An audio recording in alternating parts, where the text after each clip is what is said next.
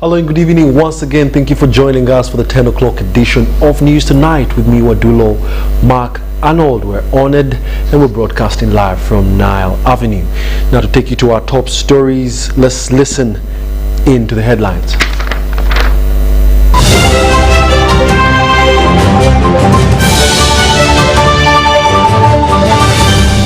Brought to you by How to get points. Just use MTN to make calls, send SMS, load airtime, buy bundles, or pay for MTN subscription services. Everywhere you go, MTN.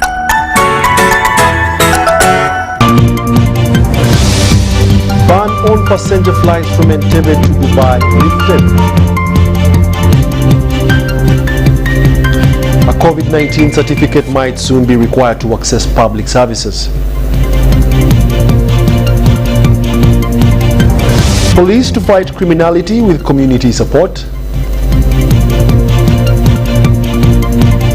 And in sports, FIFA under-20 women have enough time to prepare for Ghana, Coach Ayub Khalifa says.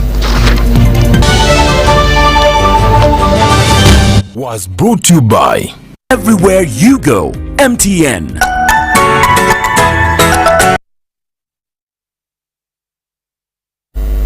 We'll now give you the news in detail. To start off, the United Arab Emirates has reversed the ban earlier placed on passenger flights from Entebbe to Dubai with immediate effect, citing the increasing number of COVID-19 positive cases as the Omicron variant intensified ahead of the festive season. Foreign airlines had ceased accepting passengers from Uganda to Dubai. Now, under the new regulations, passengers from Uganda to Dubai will have to present 2 negative PCR certificates and also quarantine on arrival in Dubai for a day. These are the details. To fly passengers to Dubai tomorrow, 8th of January 2022. But with that, we have been carrying on with our cargo operations. So they've been in full effect, and we'll still carry on with our cargo operations. But now, what does this lifting of the ban mean? It means that we've got a second chance to be able to do business again, for our passengers to be able to go to this lucrative route. It means that also they will have to take their COVID test within the 48 hours, and then also the 6-hour COVID test has to be taken at the airport or any accredited lab within Entebbe or outside the airport. They will also expected to have another COVID test as they get to Dubai. And that test means that when they take it, they'll have to self-quarantine. Furthermore, Uganda's current vaccination rate stands at 18.2%, representing 4,006,021 who have been fully vaccinated. It is for this reason that the Ministry of Health continues to encourage the public to go for COVID-19 vaccination. By the end of March 2022, it will be a requirement to present a COVID-19 certificate to access some services. There is a noticeable low rate of vaccination due to inadequate resources to facilitate health workers to administer doses in hard-to-reach areas. Minister for Health Dr. Jane Ruth Acheng disclosed this while addressing journalists at Uganda Media Center in Kampala. A cross-section of the public prefer a single-dose shot to double shots. What has happened is that when we deliver other vaccines, it is rejected, and therefore we have to consider reverse logistics, which is very cumbersome. And that is why we have been emphasizing that all vaccines are the same. We prefer to take the single-dose vaccines to hard-to-reach areas where we can go once and it is economically more sound.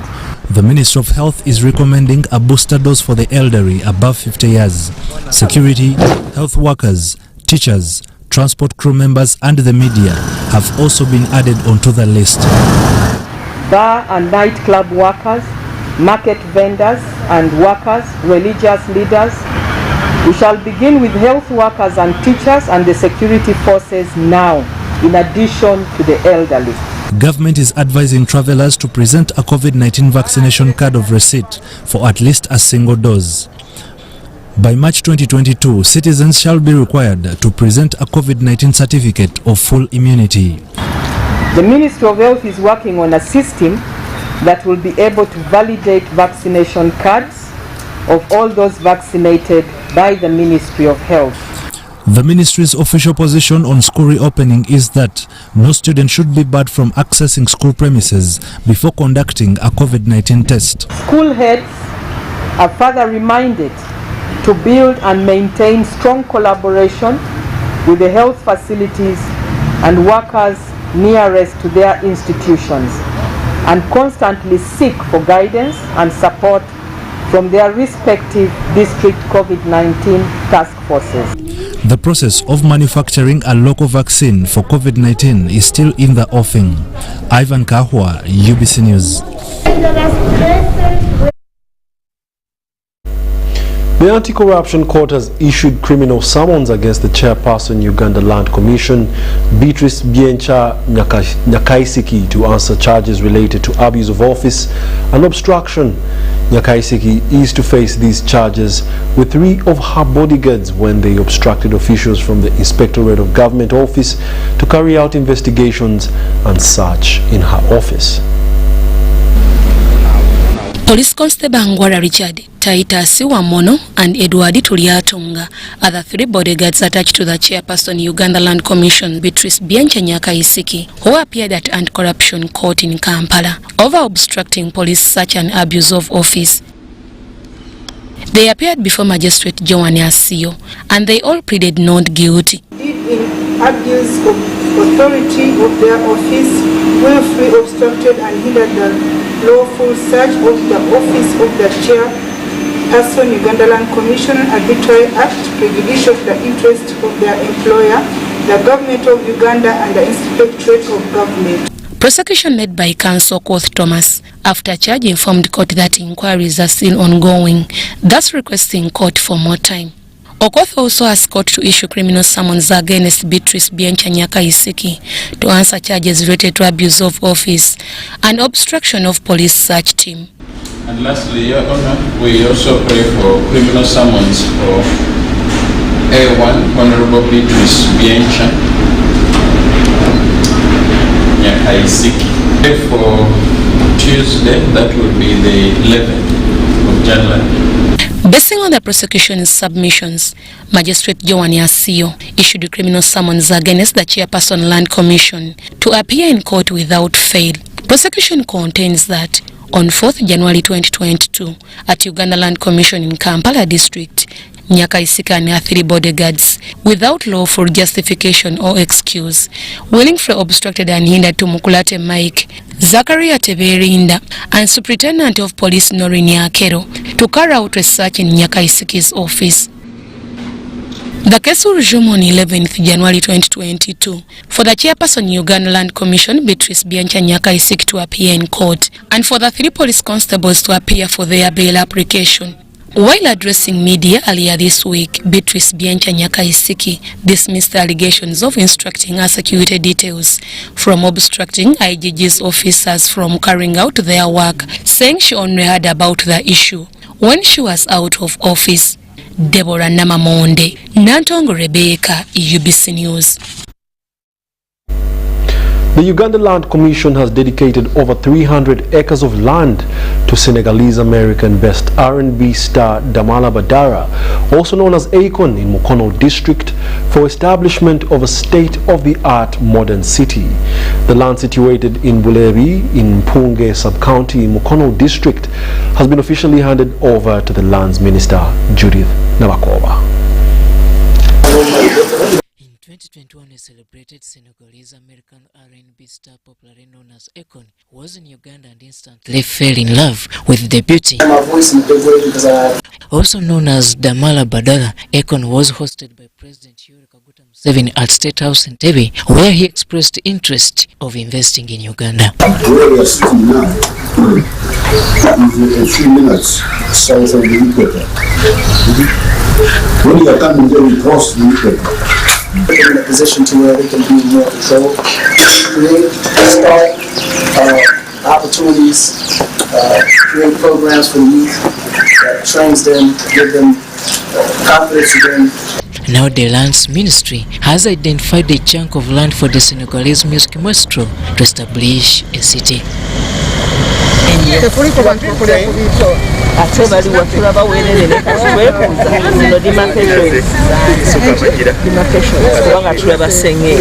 The land has been surrendered to the Lands Minister Judith Nabakoba, who is expected to table it to the President before it is handed over to the Senegalese American star. Looks to be a lot of subdivision. But fortunately, Madam Minister, this is the title, clearly in the name of the Uganda Land Commission. So whatever activities they have done here, will be illegal activities. Aikon, who came to our country in need of land where he can do business and make Uganda more attractive. Uganda as a country, we are lucky that we've got such good places, and Mukono in particular, my district. And it's a beautiful place. But as the RDC has just said, such a beautiful place is not generating any income to the country. It's not creating any job for anybody in this place. So when you mention to us that there's a presidential directive that government should look for land for a developer, we were excited and we mentioned to you that there is this land here. And definitely Mukono cannot remain the same. If we agree as a team and we give this land to a serious developer. Judith Nabakoba was in the company of State Minister for Housing, Persis Namaganza. Nsanyuse kuba President adatadde kuninga ngagamba nalimba bano abaana naye bankubira amwe President ttaka tebalifuna, so ndowooza if it's a search we have found, I think no more search kuba buli kimu kyetaagisa we kiri, because it's like every month I get calls from his representatives. Tebaliwo kati bali bweru naye they call to find out the progress. Ate era bwe babeera bazze baagala bamanyi, ate nga omukulembeze bwe yeeyama n'atulagira tuba tulina okulaba nti ekiragiro ekyo kiteekebwa mu nkola. During his 2021 visit to Uganda, Aikon was much pleased with what he saw in the country, especially the beautiful weather and the lush green environment. Just from my visit here, there's so much about Uganda I never knew even existed. It's a certain welcome that I never knew Uganda even had. When you look at how Uganda has been promoted and how Ugandans have been promoted internationally. The freehold land is annexed to the 1.6 square mile land, which according to the ministry will have local investors brought on board. Robert Onyango, UBC News. Security officials in collaboration with political leaders in Busia have impounded some government vehicle belonging to Busia district after they were found ferrying sand at a construction site in Busime sub-county. The Deputy Resident District Commissioner Busia District, Matthew Tusubira, says that misuse of government vehicles in the district has continued to affect service delivery and monitoring programs. More than 15 government vehicles from different departments in Busia are grounded due to mechanical problems following their misuse by those in control. This Suzuki truck, registration number UG2339 and loaded with sand, is one of those now grounded at Busia Central Police Station. The truck belongs to Busia local government and the Works Department. The vehicle was impounded by both security and district heads early last week. After the driver attached to it was found ferrying sand to a private construction site in Busia district. It came as a result of the secretary for Works presenting it, saying that most of the graders at the district are down, and we were wondering what work they were doing. And information came out that it is being used for private work. So politicians, the political leaders and the security, we joined together to ensure that we look for these drivers and the government officials in the district that are using the government vehicles for private work. These trucks have been abused. Both the trucks for carrying, which are supposed to carry gravel, All the time they are carrying sand. They are working in private enterprises. And when I came in I started the process of streamlining.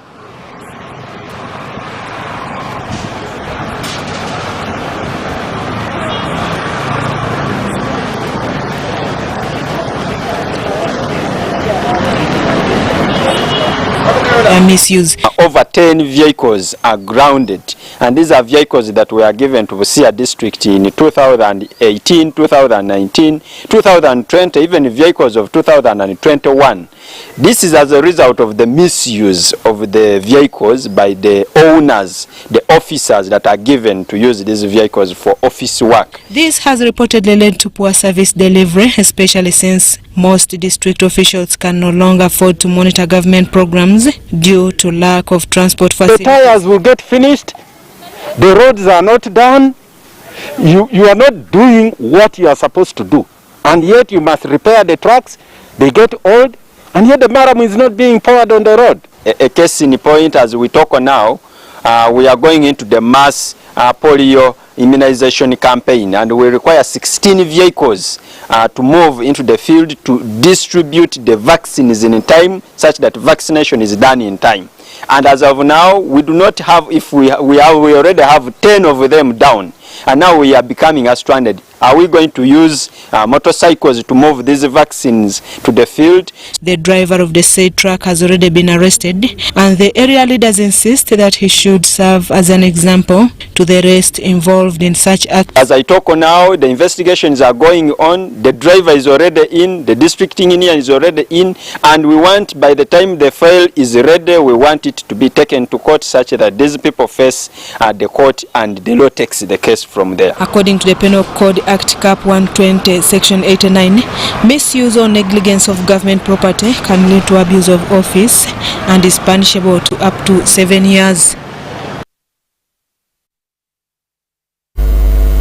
Preparation for reopening of primary and secondary schools in Kagadi districts have commenced with strict observance of SOPs. A visit to some schools in Kagadi Town Council, parents and teachers were both in preparations with registration of learners and cleaning of school premises going on.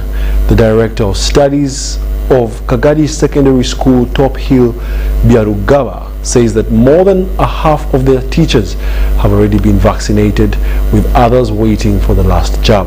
These are the details.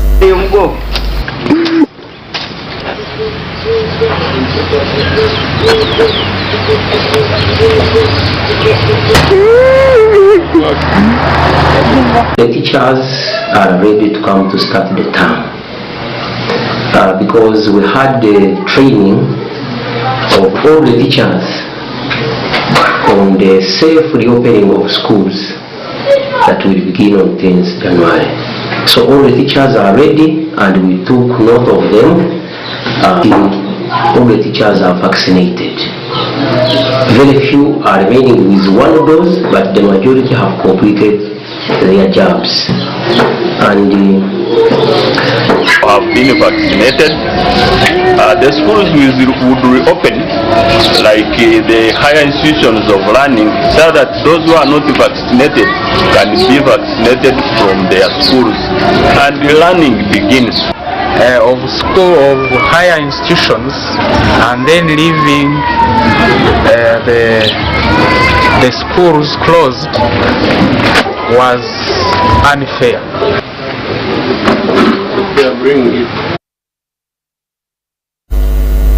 Furthermore, the Ministry of Education and Sports is set to deliver over 6 million textbooks to aid learners catch up with new school curriculums. According to Dennis Mujimba, the spokesperson, Ministry of Education and Sports, these textbooks are to be distributed to 367 schools in Uganda. Government using its money, this was not donor funds. Government has spent over 30 billion shillings producing textbooks that clearly match the revised curriculum. We have already started distributing these textbooks. We are distributing a total of 6 million textbooks for Senior 1 and Senior 2. We are also distributing these materials to 367 community secondary schools. 367 community secondary schools. Therefore, we urge our public, especially members of parliament, RDCs, kindly be our eyes and ears in the different local governments, the 177 local governments, to ensure that every school gets the materials that government has already paid for. No school should be charging a learner to buy textbooks for senior 1 and senior 2 because of the revised curriculum.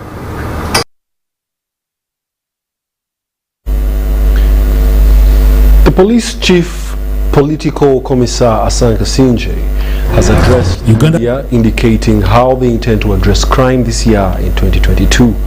Kasinje, who is also an assistant inspector general of police, says that key on the agenda is eliminating crime in rural areas. Uganda Police Force shall continue with its mandate of ensuring that law and order is maintained in the country, mainly through community policing. If we have our sub-county model, policing model, or security model, and the parish model, and we integrate it with the security mechanism, it is very easy to make sure that we quickly react to what is happening and ensure a sense of security within the population. Recruitment and training of police officers is another area that will potentially boost security's capabilities to respond to crime across the country. Yeah, that's said and done. But we have also, and we need to maximize and leverage on the technology, on the ICT technology, to make sure that the CCTV infrastructure that we have in town, on some highways, we want to make sure that we use the CCTV platforms to be able to preempt crime. But even if crime has been committed, that we're taking a very, very short time, probably 5 minutes, to be able to react to crime. The flying squad is also playing a key role in responding to sophisticated crime. Yes, the flying squad was not dismantled as people think, but I think we have acted smarter to make sure that it helps us in our operations by being part of the intelligence network. On the other hand, road users remain a danger to others due to improper use of roads leading to accidents. I think Ugandans, we need to look at ourselves. Traffic police officers are sometimes challenged to control automobiles that take advantage of their small number to break the law with impunity. You may say that traffic officers should be there to take care of that, but I also think that as drivers and as owners of drivers, we need to take responsibility. Public transport, especially taxis operating without number plates, will also be managed to ensure that the danger they pose is eliminated. How do you sit in a numberless vehicle? So Ugandans, we need also to be serious. Supposing these are criminals, supposing these are terrorists, supposing these are robbers, which vehicle are you going to court? How do you stop a taxi? It is coming, you stop it, there is no numbers, and you go in and sit comfortably. So let's all work together and ensure that we reduce and stop these accidents. Road users should play their part and not leave the responsibility to security to crack down rowdy road users. Ivan Kahwa, UBC News. The fish transaction conflicts at the borders of two countries, Uganda and the Democratic Republic of Congo, that have been there for close to 2 years, have today been resolved. These resolved that fish from Uganda should be offloaded within Pondwe market in Uganda and fish on transit from other countries allowed to cross. Kuya kuzungumza na wandugu zetu wa Uganda ili tupate kufikia kulengo ya amani. Kwa hiyo matatizo ya uchuuzi ya transfrontalier haipashe kuwa na tusipate matatizo kwa vitu kidogo orke pare tuko na vitu vingine tunafanya ya zaidi kuliko ile. Ndio ilinileta kuzungumza na kusikia wandugu zetu kuna nini, jambo gani ili with our brothers from DRC. Sort out some few issues on trade More especially it was concerning about fish transactions. These vehicles on transit and the local traders within Kasindi and the market. So they were complaining of some few things which some others are beyond our capacity, which are going to forward to our seniors for advice. But the few local ones who have sort of did, I think there is no problem. Yes, it was just harmonizing, and in fact we are taking a long. The Bishop of Ankole Diocese, the Right Reverend Dr. Sheldon Fred Mwesigwa, has asked the laity to shun corruption if they are to rid the country of fraud by 2030. Mwesigwa says that some members of the laity have embraced corruption, especially as they misuse church funds. Mwesigwa communicated this during the closure of the Women Conference, also graced by the head of State House Anti-Corruption Unit, Kano Edith Nakalema, at Nyamitiobola Bible Institute, Mbarara.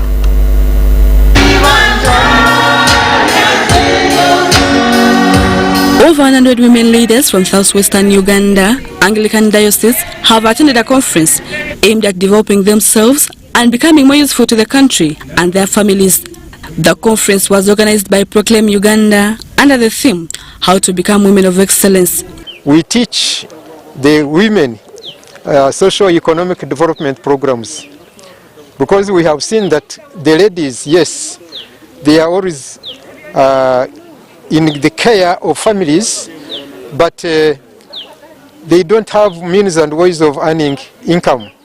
And for that matter, you find that there is a domestic violence that tends to creep in. While officiating at the closure of the conference, the head of the State House Anti-Corruption Unit, Kano Edith Nakalema, urged women to observe integrity in whatever they do. We need to have confidence in ourselves to be sure that when you trust God and work hard, you can reach every level. We need to be confident in ourselves. We need to have self-drive. But importantly, we need to trust in God, work hard, love one another. Nakalema called upon parents to mind about the upbringing of their children to enable them become useful citizens of the country. So the qualities that every parent needs to impart in children is trust in God, work hard, but importantly, love them such that you build unquestionable confidence in them. Love and trust builds confidence. The Bishop of Ankole Diocese, the Right Reverend Dr. Sheldon Mwesigwa, asked the laity to avoid corruption if that to exemplary spearhead the fight against corruption. There are many churches which don't keep books of accounts well, which don't account for funds to the people they lead. How can religious leaders critique corruption among politicians when they themselves, in their backyard, things are not okay? So it's a challenge to us as religious leaders that we also need to think about this campaign on corruption. Let us also ask ourselves, how is it going in our own backyard? The Christians or the followers who are in those places of worship and they see that their leaders are corrupt, let them report them. We shall investigate them. Mwesigwa also said lack of trust, especially among the youth, affects service delivery. Bwe bakwasa sente gwe muvubuka gwe milioni 2 zikulemye okutereka kakati bakuwe milioni 10 milioni 5 zikulemye bakuwe milioni 5. The President Mothers Union in Ankole Diocese, Jenani Mwesigwa Tabembire, was optimistic that the conference will positively impact lives of women in southwestern Uganda. To call upon all mothers in Ankole Diocese in southwestern Uganda to make sure we go and look for our men who are lost. Our boys are lost, our men are lost and not having responsibilities. So as mothers, we've been given a task. We are going to look for our men. We are going to be there. We are going to bring them back. The Women Conference was held at Nyamitiobola Bible Institute, Mbarara, and attracted women from Kasese, Bushenyi, Mbarara, Isingiro, Kabale, among others. Natong Rebecca, Namamode Deborah, UBC News. Christians have been challenged to spiritually prepare for eternity when the time comes. This was emphasized at All Saints Cathedral in Kampala during the funeral service of Eseza Lumala Dombo, the mother of NRM Director for Information Emmanuel Dombo, who died on the 5th of January 2022. Burial scheduled for Sunday 9th January 2022 in Butaleja district.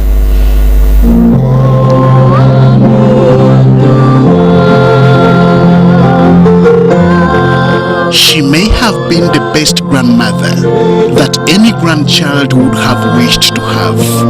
But to her children, she was better than the best mother.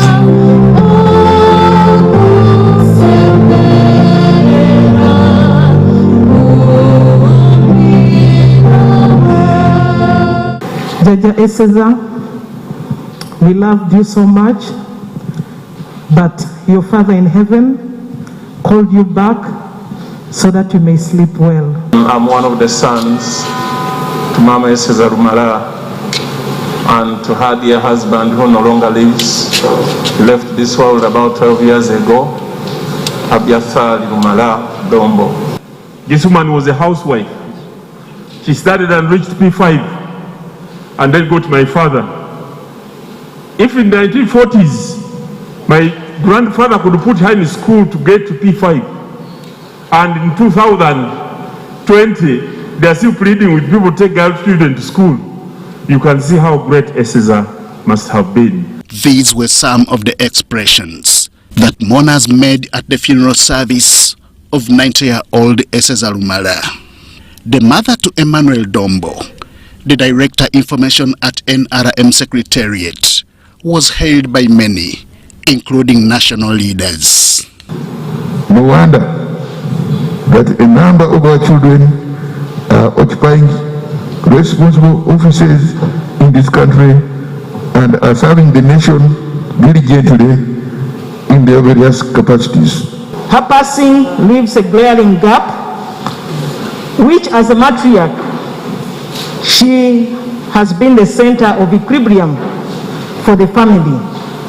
So as your joy has grown dim, we pray that the Almighty God, who changes not, shall abide with you. Family members who knew the deceased at personal level spoke fondly of her generosity. Minister for ICT and National Guidance, Dr. Chris Bariomunsi, is one such family friend. When I visited them in Bunyole, I think the mother saw a son who was lost in Chigezi, and through interactions we became very close. And I don't know, it seems he spotted that I like TG nuts, so every time I would visit, he would roast TG nuts and give them to me until the time of her death. So now the Dombos, you have a duty to give me G nuts every time I come to Butareja. As wreaths were laid in honor of the deceased, it was not lost on the day's preacher that Christians needed to prepare for life after death. When you appear before him that day, he will say, I don't know you. I stood before all this and said, I don't know. Even when I sent you into politics, you did not do the right thing.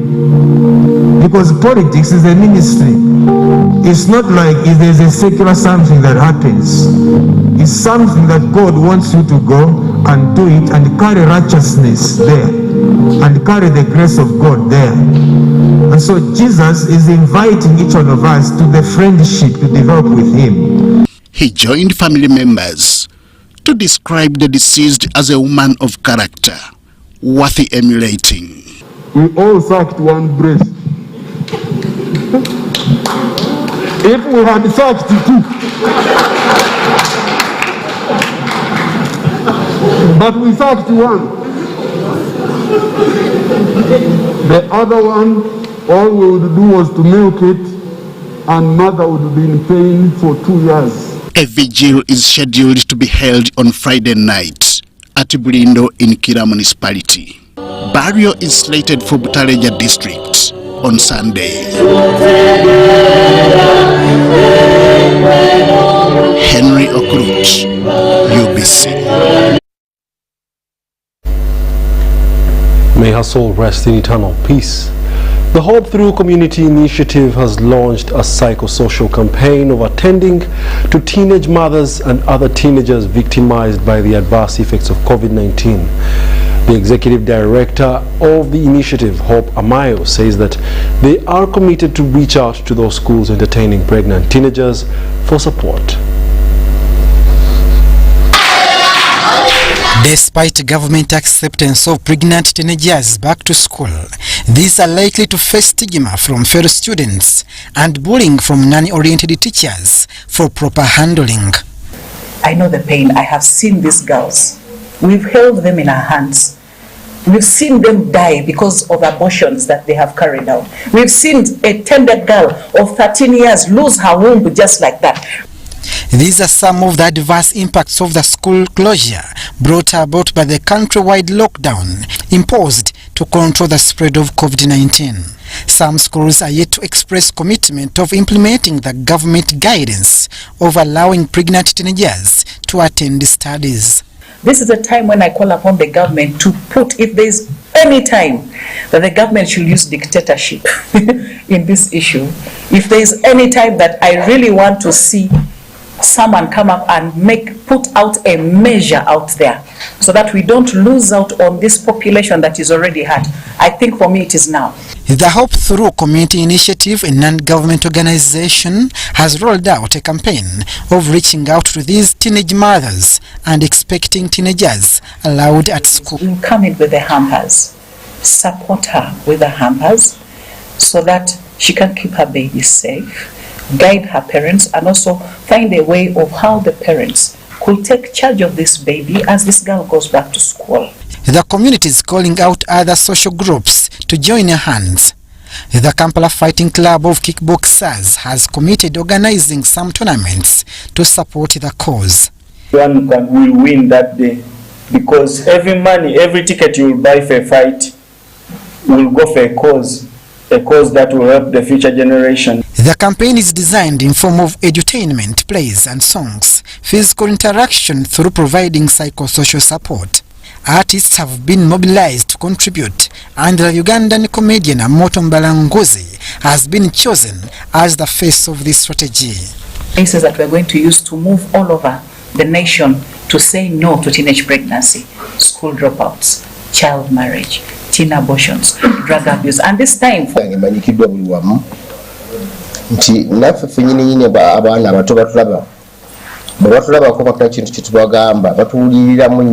targeting the Z generation. So we are telling them it is okay to say no. According to the UNFPA report, the impacts of COVID-19 are likely to contribute a large number of dependent population because many young people without jobs have given birth. This is to escalate the level of unemployment and poverty. Abdul Nasili Lubama, UBC.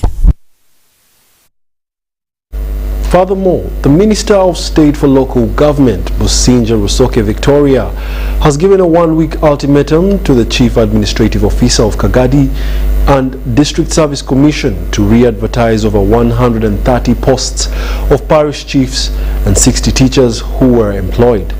Minister Rusoke, who made an impromptu visit to Kagadi district, said that she was following up on allegations by whistleblowers over forgery of academic documents in recruitment of parish chiefs, principal town agents, and illegal access to payroll by over 60 primary school teachers in the district.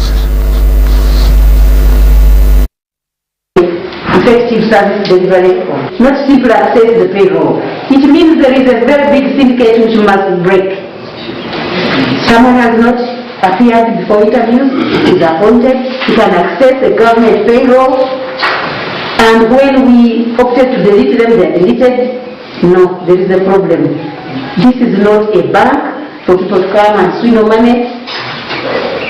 Even in a bank, they get a lot of officials. Disappointed by the service commission because for us representing the central government, we could not have those eyes to see that this this paper is not right or this what or whatever.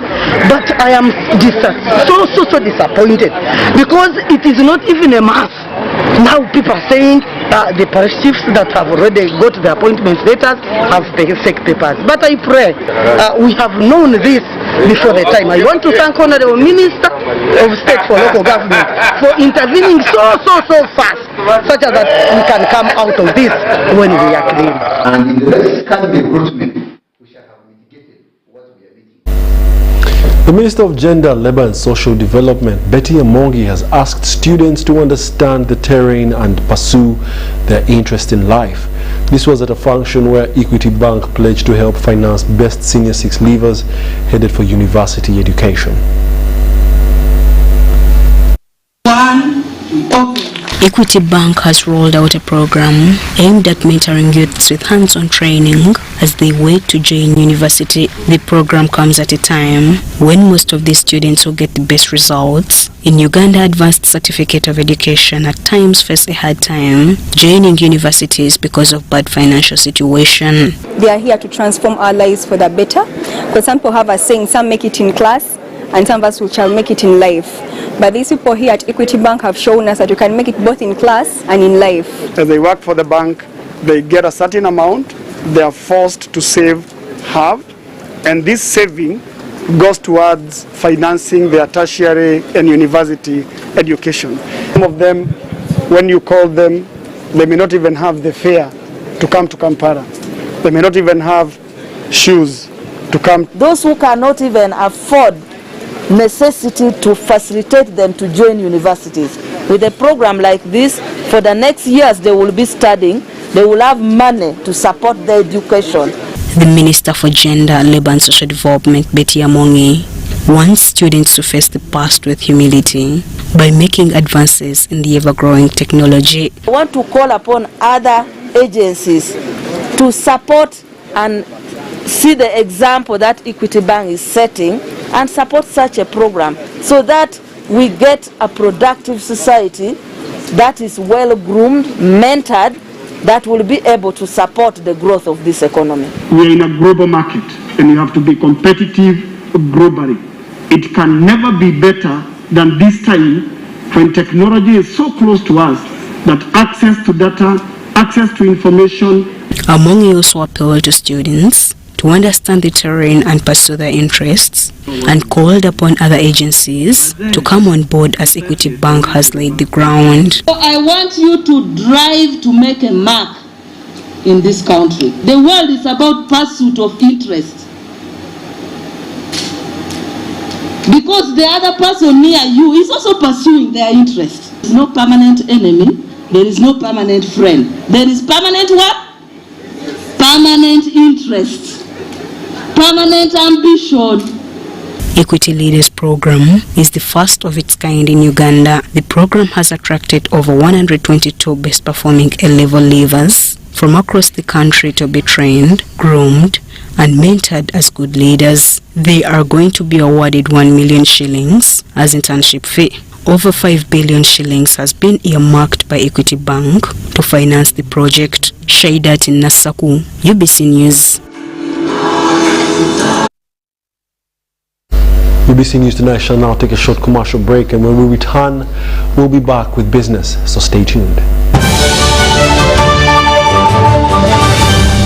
Today in history. On 7th January 1972, then Archbishop of Kampala, the Most Reverend Emmanuel Nsubuga, launched the second and final phase of the construction of the Basilica at Namugongo Catholic Martyrs Shrine. The first phase was launched in August 1969 when the Pope visited Uganda. During the launch, Archbishop Nsubuga blessed the iron pillar and other materials with water drawn from the River Jordan in the Middle East, where Christ was baptized. Everyone deserves more this festive season, which is why MTN Momo is giving you more Secu points on your MTN Momo withdrawals at agent locations. Get 150 Secu points for every 1,000 shillings spent in withdrawal fees. More Secu points means you get more free minutes, more free MBs, more free SMSs, and more free Momo Pay shopping. To use your thank you points, dial *141#. Everywhere you go, MTN.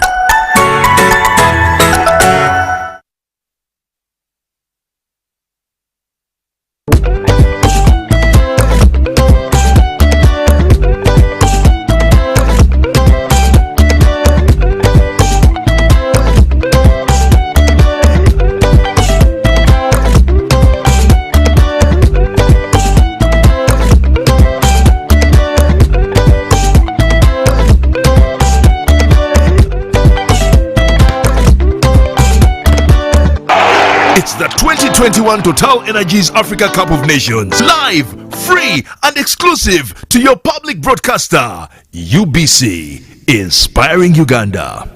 It's Freaky Friday from Airtel. Buy or gift. Buy or give. Get freaky too! Dial *149*10# to load a Freaky Friday bundle for you to enjoy the best offers on voice and data. To buy a bundle for friends and family, dial *149*10*5#. Freaky Friday with Airtel. Buy or gift a bundle today. Dial *149*10# to get started. Airtel, the smartphone network. Raising voices. As a community member, I think we need to change the way we act in response to violence against children. In my small way, I can be a leader in preventing violence in my community. I promise to work with my neighbors to create violence-free homes and communities for our children. In this time of COVID, what is your promise to the children of Uganda? Because a violence-free childhood is everyone's right. Raising voices. Everyone deserves more this festive season, which is why MTN Momo is giving you more thank you points on your MTN Momo withdrawals at agent locations. Get 150 thank you points for every 1,000 shillings spent in withdrawal fees. More thank you points means you get more free minutes, more free MBs, more free SMSs, and more free Momo Pay shopping. To use your thank you points, dial *141#. Everywhere you go, MTN.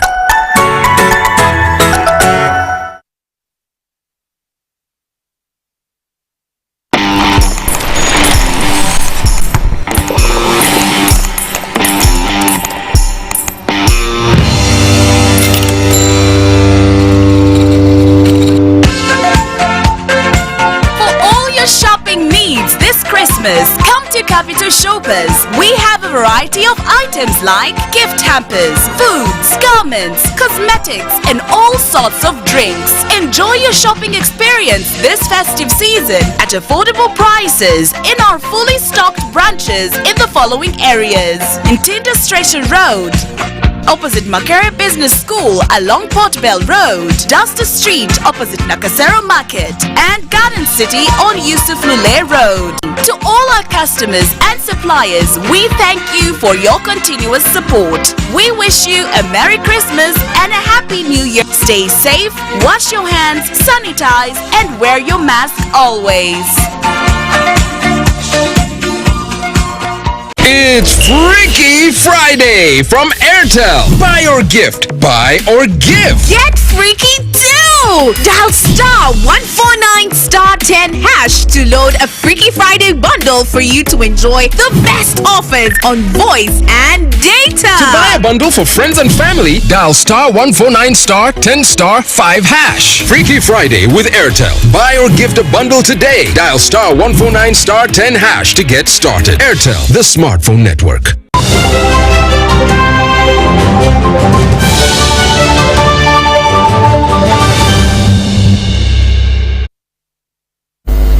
Welcome back. You're still watching the news tonight, your prime news server. We'll now take you to the world of business. Private school owners have asked government to consider giving them a tax holiday as they prepare to reopen schools on the 10th of January 2022, which had been closed for close to 2 years. Now they're also asking government to talk to commercial banks to allow them pay only the principal amount they had acquired before COVID-19. Schools are excited following the recent go-ahead for them to open. The director Little Stars Nursery and Daycare, Nansana Wakiso District, Naomi Katusime, has asked for more government support as schools reopen come 10th January 2022. I'm requesting the government to help us and discuss with the banks about the issue of the loan. Most of the private schools, they have loans with the bank and they see how they can reduce for us the accumulated interest.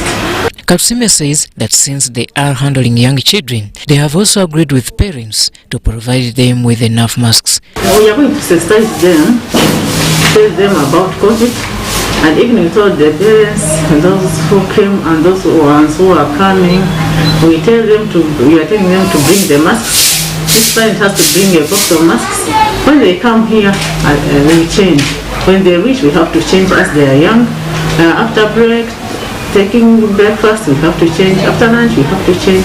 When they are going back, also we give them another mask. But when they are coming, they have to come with a mask. She also asked the government to consider stimulus fund for private institutions, adding that they play a very important role in the education sector. The deputy headmaster, Kakongulu Memorial School, Chibuli, Momsa Kalanz, explains that despite challenges posed by COVID-19, schools are ready to reopen. A big private school, I give us a break of the taxes. You know, the taxes. So you cannot levy taxes on private schools because you levy, some of them might end up dropping out. How much many have dropped out? Another appeal is there may be I've had, because it is in the pipeline that the government is going to give teachers 100,000 shillings. It's okay, let them give the teachers. Maybe it can maybe push a teacher for some time. Yes, even if it is this, you have to take it. Baganda say katono. So I think the teachers have to look at that. We thank the government, His Excellency, for that, at least, for that further heart that he has for the teachers.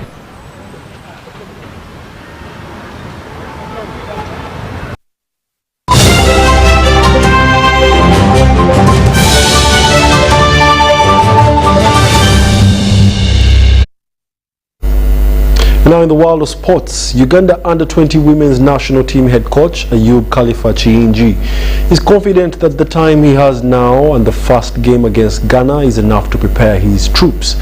The gaffer said so as the provisional squad of 28 players conducted their first training session at Lugogo Stadium in preparation for the first leg against Ghana.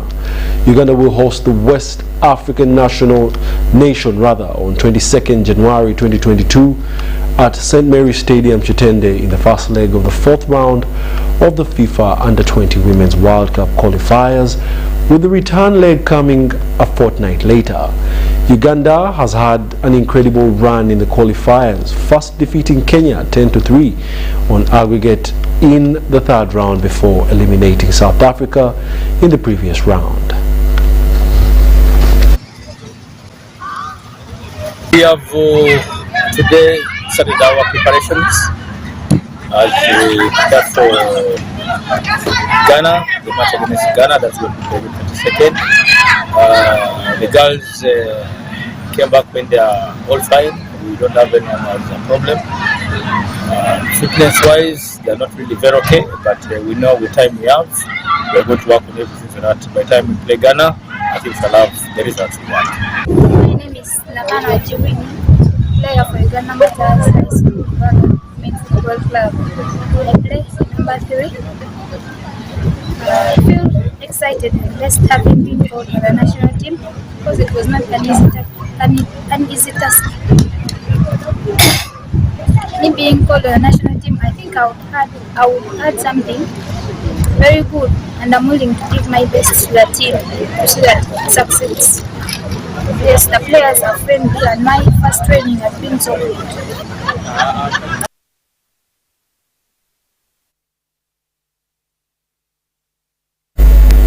Let's now take a look at the weather forecast with Africano Majezi. Very good evening once again. You are welcome to today's weather broadcast brought to you by Uganda National Meteorological Authority in conjunction with UBC. I'm Majezi Africano, your today's presenter.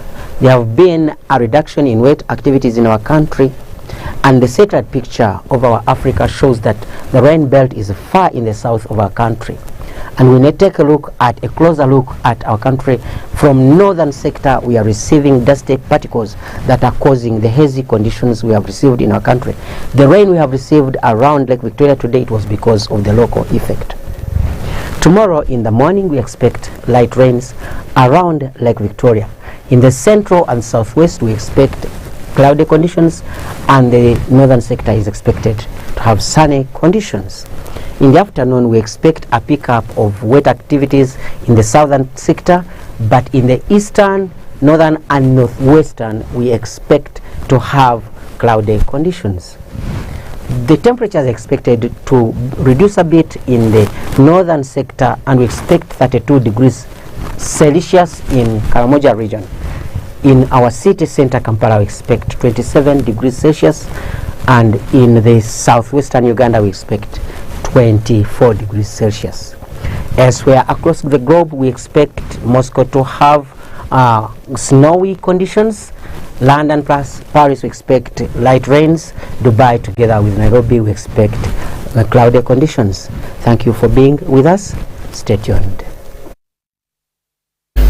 Well, and that brings us to the end of our 10 o'clock edition of the news tonight. Thank you for being a lovely audience. Please stay tuned for more programming coming your way. UBC TV, inspiring Uganda.